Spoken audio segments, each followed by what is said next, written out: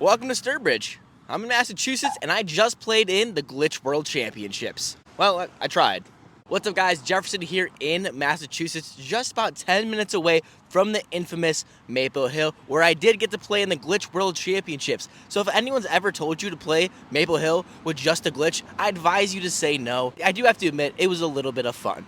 However, we're going to be jumping in the round in just a second. I'm going to give you a little bit of background on what's going on right now. I had Swiss just film my round at the Glitch World Championships. And I didn't really have Mike on me or didn't really talk. And I didn't really want to do post-round commentary because I don't want to watch those shots again because they aren't that pretty, guys, unfortunately. However, I felt that I had to give a little bit of background information on what I was doing there, or thoughts inside my head. So that's what I'm doing now. Swiss is currently located in the Panera inside, writing a script for the Disc Golf World. It's going to be posted on Wednesday, so you can check it there out. Shout out to him for recording my round and still on the grind here, as we still have 1 month left of the tour. So thanks, guys, for supporting. Jumping into hole number 1. I should clarify as well, I haven't thrown a glitch since Emporia, which was June. I have not thrown a single glitch at all. So I'm stepping up to hole 1 at Maple Hill, getting handed a glitch. No practice throws, no warm-ups, no nothing. Just went up there, hole 1. My heart also pounding like a million miles a second. I was also playing Maple Hill blind for the most part, so I didn't know a lot of the shots coming up to me. So going to hole 1, all I knew was I didn't want to throw the glitch into the water on the right. If I overturned the glitch with the headwind that was coming at me, that's all I was thinking, because I only had one glitch. So if I lost it, I was done. I had to walk back, unless someone on my car would have been nice enough to give me a glitch, but I honestly have no idea. So I was going in with the mindset of, if I lose this disc, it's all over. So I left my first shot very short, and I was soon to discover how hard it was putting with the glitch, especially with no practice, airballing the first one and then just sailing by. That moment forward, I really wanted to put myself at least 15 feet away from everything so I didn't have to worry about putting with the glitch. But going on to hole 2, I put myself a little bit outside the circle for a look at birdie. But when you putt like that, you're not ever going to get a birdie. So moving on to hole 3, which was one of the first harder ones. It was a par 4, I believe, and I was trying to just throw it hard and let the glitch just turn to the right. But I threw it inside and smacked the tree.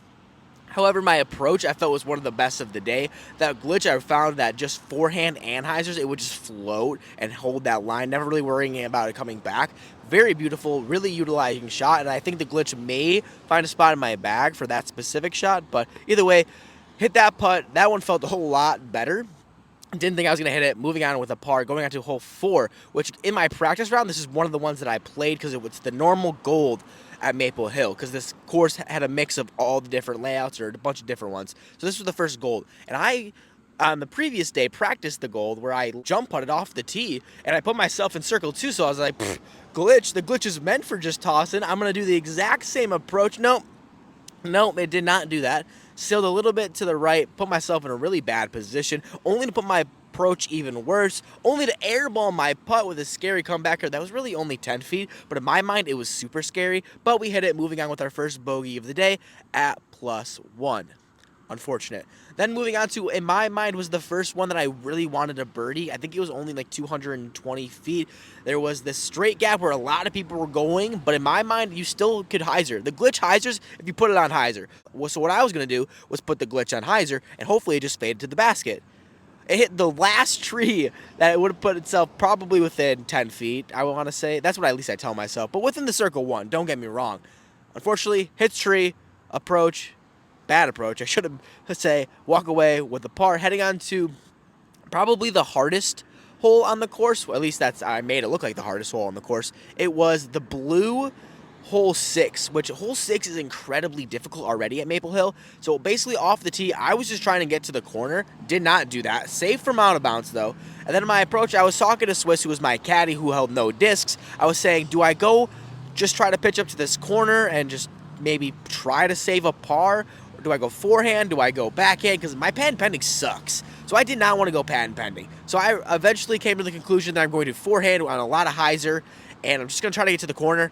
Out my hand, I knew that I just did not put enough hyzer on this, and the glitch does what the glitch does and just rode straight for me. Just literally dead straight, flipped it up, and straight into the water, I might add.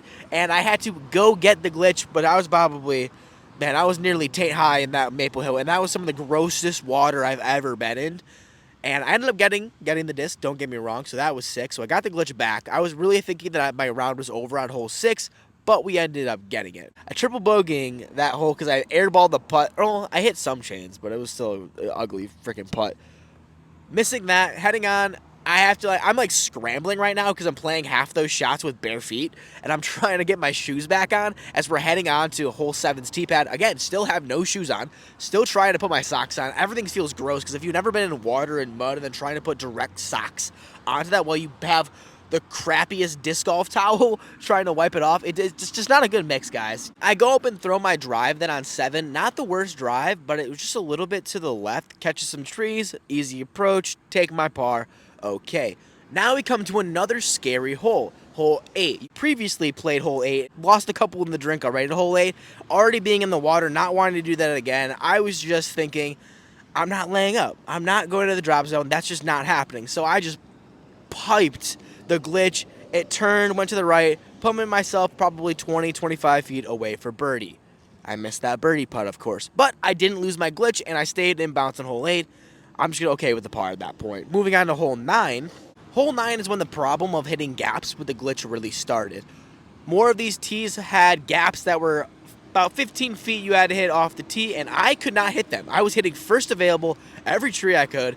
Don't know what was happening. I was going with more of a fan grip with the glitch, what I haven't been doing recently, but it just, for me, the glitch just feels so gross as just a driving putter that I have to go fan grip for, but it just wasn't working. So I just hit the tree on hole 9, put myself in a position where I had no approach shot, so I just tried to whip a forehand, put myself in position. I was trying to throw this approach in, but it was just bad. Just didn't want to record it, and I give him credit because I was having bad. I was frustrated. I was going through my feels, and he didn't want to record while I can see him.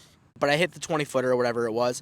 Going on then to the next hole, hole 11, which is probably one of the longer ones, but it's downhill. I think it's about 350. And I saw the guy before me park it, man. Just absolutely park it. Now I'm up, and I was like, all right, I'm just going to throw a nice, easy hyzer, let the disc do the work. Now a blaring headwind's coming at me, and all I can think is 150-gram glitch is no way going to be able to handle this headwind. So I put it on a decent amount of hyzer. I felt it just kept flipping up in the wind, flip, flip, flip, get a little bit of raise, sailing a bit past the basket, but I had absolute no look, which sucked. I put myself probably circle 2, but the tree was just dead center. Take the easy par. That's the story of the round. Actually, not really, because I bogeyed a lot, so no. I'm really starting to forget some of these holes now, because I think I just hit a tree, early tree, early tree, early tree.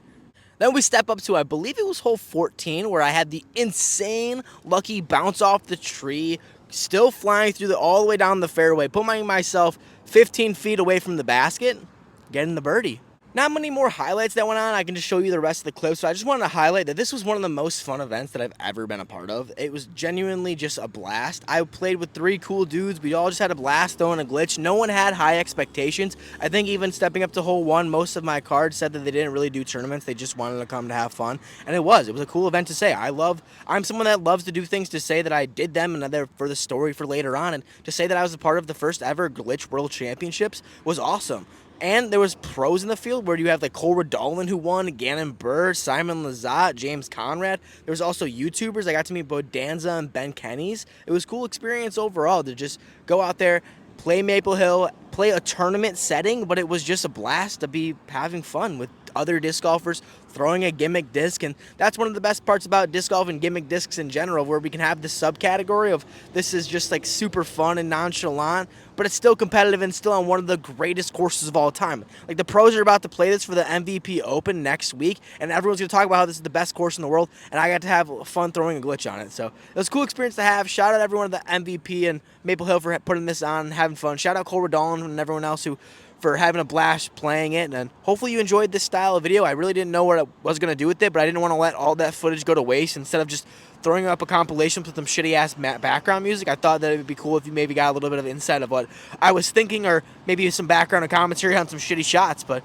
that's all I got for you today this time. I had a lot more content coming at you. I think the next video you guys are going to see is a day in the life of disc golf YouTubers, where it's a video of Swiss and I on not the most typical day. I will be honest, we're going to have a little bit more fun. We're going to check out Boston tomorrow after we get some editing and a round done in the afternoon. But yeah, stay on the lookout for that video, and hopefully we'll see you soon for more disc golf content on the road. Check out Disc Golf World.